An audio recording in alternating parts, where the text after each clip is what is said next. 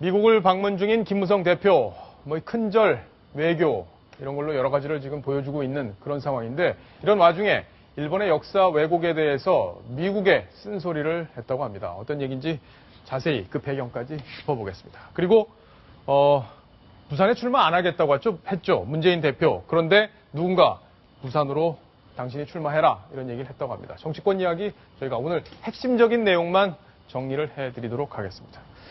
자, 일단 김무성 대표 미국에서 어떤 이야기를 했는지 직접 한번 들어보시겠습니다.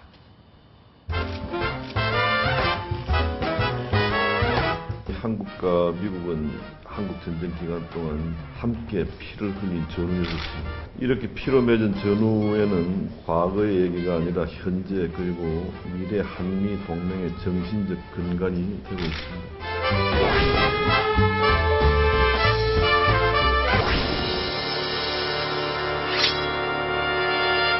8월 15일 날 종전 70년을 맞는 일본의 수상의 기념사가 우리 경연 중이었는데 그때 우리 기념사에서 안경을 많이 넣어가지고 우리 한국 국민을 만족할 만한 기념사가 나와서 좋다고 했습니다.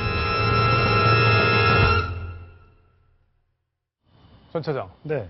다른 때는 좀 세게 목소리도 힘이 있는데 좀 일본이 좀 저렇게 할 수 있도록 해주세요라고 하는 얘기는 약간 좀 이렇게 목소리가 잦아드는 듯한 느낌입니다. 사실 요즘에 미일이 급속도로 많이 가까워졌고 예. 또 북중러가 또 가까워지고 있고 한국이 혹시 외교에서 고립되는 것 아니냐는 사실 우려가 많습니다. 지금 미국 입장에서는 일본과 손을 잡고 또 한국도 일본과 좀 친하게 지내서 한미일 동맹국을 하고 중국이 이렇게 환태평양으로 내려오는 남태평양 내려오는 것을 좀 막아달라는 이런 부탁을 좀 하고 있는데 우리가 지금 일본과 굉장히 사이가 안 좋다 보니까 그게 잘 안 되고 있는 거거든요. 그러니까 미국 입장에서는 저희한테 잘 좀 지내봐. 좋은 게 좋은 거잖아. 왜 옛날엔 잘 지내다가 이렇게 지금 싸워. 지금 화해를 자꾸만 하라고 하는데 실제 그렇게 얘기했다고요? 그런 뉘앙스인 거예요. 예. 하지만 우리 입장에서는 그 일본군 위안부 문제나 여러 가지 역사 왜곡 문제에서 양보할 수 없는 부분이 있기 때문에 절대 그 부분에서 수긍할 수 없는 거거든요. 하지만 미국에 가서 김무성 대표가 저렇게라도 얘기를 하지 않으면 어저께 왜 우리가 중국보다 미국이다 이렇게 얘기해서 김무성 대표가 조금 체면을 구했다고 하기는 좀 그렇지만 어쨌든 좀 지나치게 발언을 했다라고 해서 논란이 일었는데 저 부분에 대해서도 좀 세게 얘기했다면 국민들이 좀 속은 좀 시원해지지 않았을까 생각을 좀 해봅니다.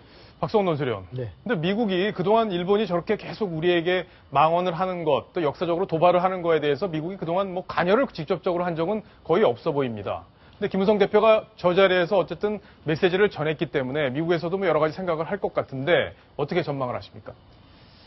우선 그 미국 정부는 굉장히 신중히 움직일 걸로 생각됩니다. 예. 의회 분위기는 조금 적극적인 대목이 있어요. 예를 들어서 에드로이스 그 하원 외교위원장 같은 경우는 그 아베 총리가 분명하게 그 위안부 문제라든지 과거사에 대해서 사과를 해야 한다.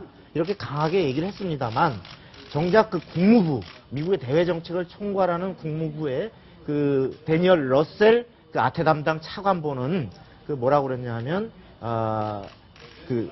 한국에는 미국이라는 우방이 있고 또 일본이라는 같은 자유시장을 공유하는 이웃이 있다.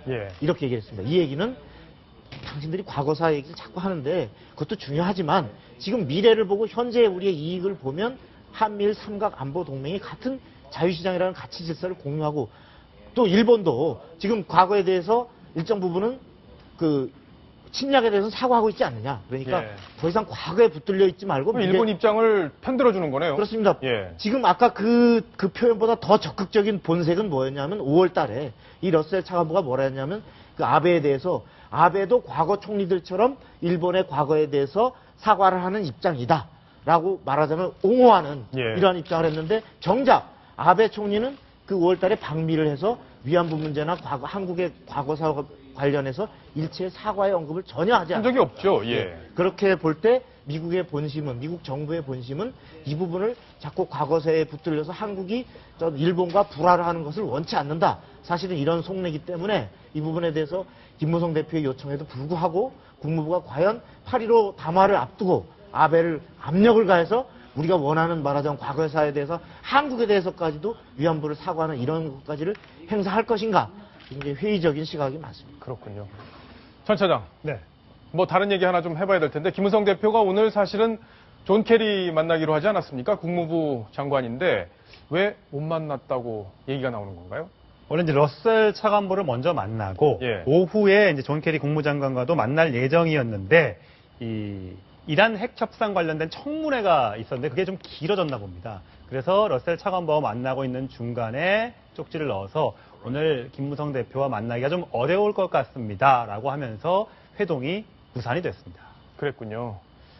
자, 뭐 박성원 논설위원, 김무성 대표가 이제 뭐 동부 일정을 좀 마무리하고 또 뉴욕 갔다가 LA로 갔다가 뭐 여러 가지 일정이 앞으로 좀 남아 있긴 한데 평가를 좀 해주신다면 어때요? 이제 몸집이 좀 불어났다 이렇게 볼 수도 있습니까? 아니면은 뭐 그 정도의 효과는 없었다 이렇게 볼 수 있을까요? 네. 일단 그 한미 동맹이 사실 지금 조금 소원해진 이 상황에서 박근혜 대통령이 그 미루어진 한미 정상회담의 공백을 말하자면 여당의 대표 주자로서 가서 어떤 우리의 확고한 가장 누구와도 대체할 수 없는 우방은 미국이고 혈맹이다라는 부분을 강조함으로써 어떤 미국의 조야의 어떤 그런 불안감을 다소간 불식시키고 또 국내의 보수층에게도 일정 부분 안정감을 준 측면은 있을 겁니다. 그러나 본인이 중요하게 이번에 타겟으로 했던 일본에 대한 어떤 그 미국 정부를 움직이는 압력 이런 부분에 대해서는 아까도 말씀드린 것처럼 소기의 성과라고 보기에는 미흡하고 더욱이 특히나 그 미국과의 우방을 강조하다가 중국에 대해서 다소 정제되지 못한 표현을 얘기한 것은 대권 주자로서의 외연은 넓혔지만 아직도 정교하게 더 다듬어야 될 대목이 적지 않다. 그런 숙제를 노출했다. 그런 생각이 듭니다. 그렇군요. 박성원 논설위원이 김무성 대표의 방미 성과에 대해서 정리를 잘 해주셨습니다. 자, 야당으로 잠깐 가보겠습니다. 야당에서는 오늘 조경태 전 최고위원이 문재인 대표를 향해서 뭐 쓴소리를 내놓았습니다. 이 야당에서 지금 주장하고 있는 권역별 비례대표제 이에 대해서도 언급을 했는데 어떤 이야기를 했는지 직접 한번 들어보시겠습니다. 비례대표를 포함한 의원 정수 늘리기는 국민 정서에 위반되는 행위이다. 그동안 비례대표제는 공천장사, 계파정치의 수단이자 도구로 활용되어 온 것이 사실이다. 여야의 비례대표제 폐지와 국회의원 정수를 줄여야 한다는데 동의해 줄 것을 강력하게 촉구하는 바이다. 자, 저분은 비례대표를 폐지하자는 주장과 함께 문 대표 오늘 뭐 사퇴하라는 얘기까지 했던데 비례대표가 지금 사실 비례대표라는 게 일종의 직능대표적 성격이 있잖아요. 그러니까 각 직군별로 그 이해를 국회로 갖고 와서 합리적으로 조정할 수 있는 창구 역할을 지금 하고 있는 상황인데 이게 제 역할을 지금 못하고 있다는 건가요? 왜 저런 얘기를 하는 겁니까? 일단 기본적으로 새정치민주연합 내 뭐 막말이라든지 논란이 됐던 사람들의 면면을 보면 비례대표 출신들, 특히 초선들이 많았습니다.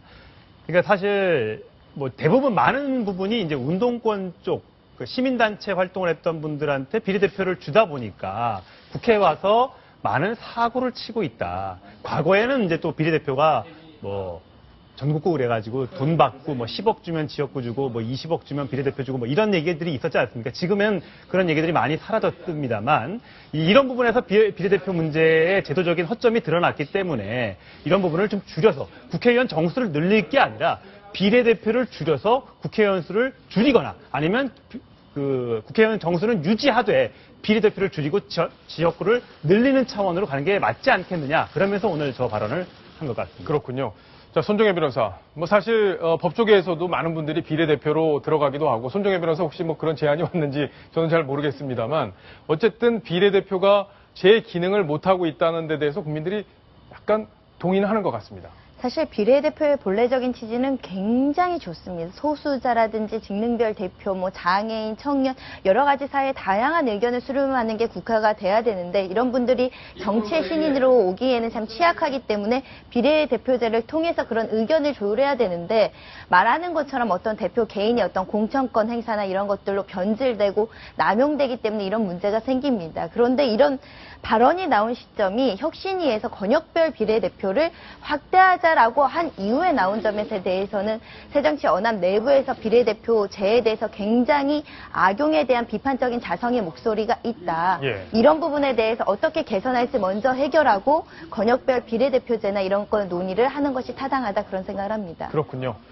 박성원 논설위원, 결국엔 조경태 의원의 얘기를 요약을 해보면 속내는 그럴 것 같아요. 문재인 대표 당신이 어차피 공천 다 할 텐데 비례대표는 특히 대표 몫이잖아요. 그렇죠. 그러면 정체성 공천하면은 또 그런 사람들 다 갖다 공천할 거 아니냐 이런 식의 의구심을 갖고 저런 얘기를 한 건 아닌가 이렇게 생각이 될 수 있거든요.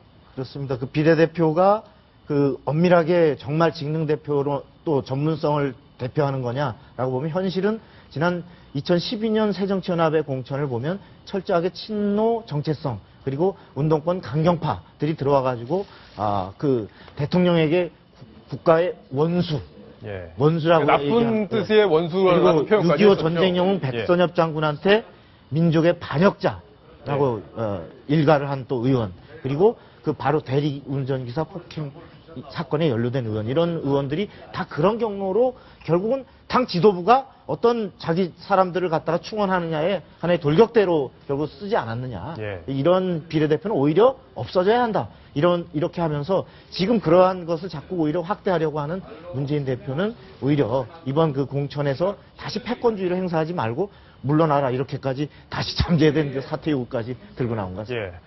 조경태 의원 오늘 여러 가지 얘기를 했는데 문재인 대표를 부산으로 좀 출마를 해라 이런 얘기까지 했습니다. 그 이야기를 또 직접 한번 들어보시겠습니다.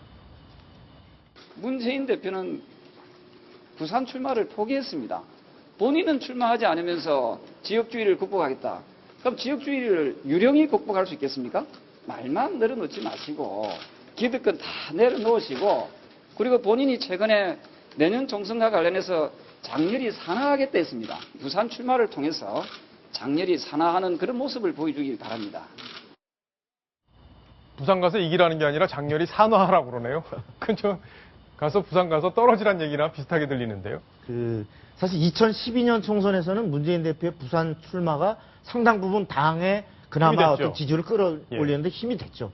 그런데 문재인 대표가 대선을 앞두고는 정작 그 배지를 내려놓고 대선에 모든 걸 올인하라라고 하는 당내 요구도 뿌리쳤어요. 그래서 오히려 배지에 집착하는 거 아니냐. 특히나 대선에 패배한 이후까지도 그 책임을 졌으면 모든 것을 비우고 정말 호련 단시로 백의종군하라는데 그것을 거부했는데 지금 오히려는 지금은 내년에는 내가 내려놓겠다라고 이제 뒤늦게 문 대표가 얘기를 하셨거든요. 네. 그러니까 이게 뭐냐 정말 내년은 총선을 오히려 그 어렵게 현장에서 진두지휘해야 될 그러한 상황에서 오히려 발을 빼면서 본인은 사실 공천권만 행사하는 이런 형태로 하지 말고 가서 정말 내년에 그 가서 현장을 진두지휘하는 현장 사령관으로 뛰어라 이렇게 얘기하고 있는 건데 문 대표는 그럴 생각이 전혀 없겠죠. 만에 하나 부산에 출마했다가 여당에서 뭐 강력한 카드로 떨어뜨리겠다 이렇게 하면은 본인이 거기서 정치 생명이 끝날 수도 있잖아요. 그렇습니다. 여당은 총력을 다해서 아마 표적 공천을 할 것이고 그렇게 되면 거기서 많이 떨어지면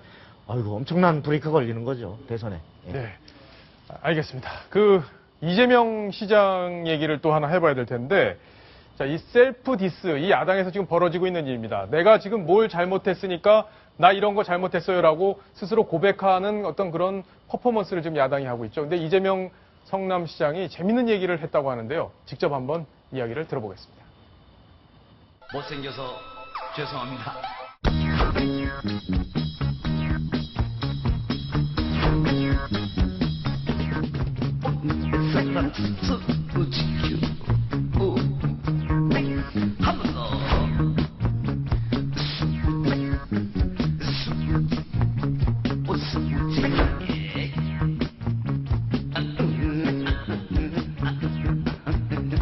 못생겨서 죄송합니다.